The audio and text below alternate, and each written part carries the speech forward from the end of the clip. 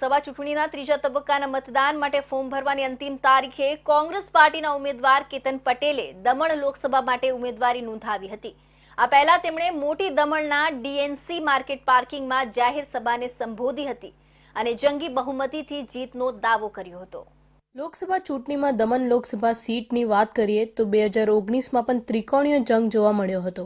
2024માં પણ આ જ સ્થિતિ રહેશે। દમણમાં બેરોજગારીના મુદ્દે પ્રજાનો રોષ જોવા મળી રહ્યો છે। દમણમાં પણ કોંગ્રેસની સ્થિતિ એવી જ છે। કોંગ્રેસ છેલ્લા 5 વર્ષમાં વિપક્ષની ભૂમિકાને નકારે છે। વલસાડ જિલ્લાને અડીને આવેલા સંઘ પ્રદેશ દમણ લોકસભા બેઠક પર ત્રિપાંખીય જંગ રહેશે। કોંગ્રેસ ઉમેદવાર કેતન પટેલ શક્તિ પ્રદર્શન કરી કલેક્ટર કચેરીએ ફોર્મ ભરવા માટે પહોંચ્યા હતા।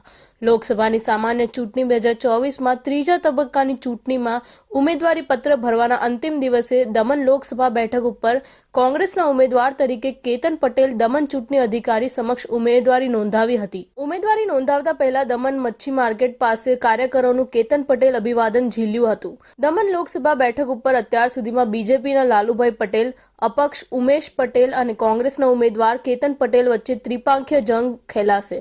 દમણમાં બેરોજગારી, વીજળીનો મુદ્દો, મચ્છીમારના પડતર પ્રશ્નો તેમજ દમણની જનતા નારાજ છે।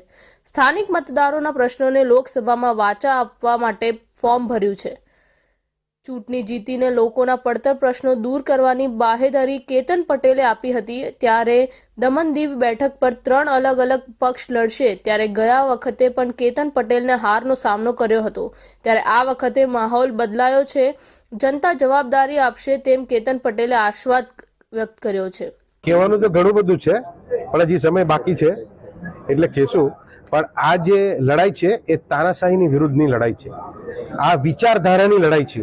એટલે હું એટલું જ કહીશ કે તાનાશાહીને નેસ્ત નાબૂદ કરવાનું છે આ દમણ અને દીવથી। તો એની આ લડાઈ છે અને તમારા માધ્યમથી હું દમણવાસીઓને, દીવવાસીઓને એટલું જ કહીશ કે આ લડાઈમાં મારો સાથ અને સહકાર આપજો। કોંગ્રેસ પાર્ટીને પડખે રહેજો અને તમારો કિંમતી અને પવિત્ર મત કોંગ્રેસ પાર્ટીને આપજો। અને એક દિવસ તમે તમારો આપજો, બાકી 5 વર્ષ તમે ઘરે રહેજો। હું જોઈ લઈશ આ તાનાશાહીને કેવી રીતે નેસ્ત નાબૂદ કરવાની અમને આવડે જ છે।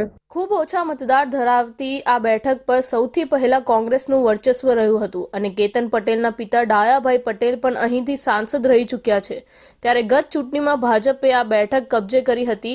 ત્યારે આ વખતે પણ 13 જેટલા ઉમેદવાર આ બેઠક પર ઉમેદવાર તરીકે દાખલ કરી છે અને આગામી 22 તારીખે કેટલા ઉમેદવારો આ સીટ પર માણી ગણાય છે એ સ્થિતિ સ્પષ્ટ થશે।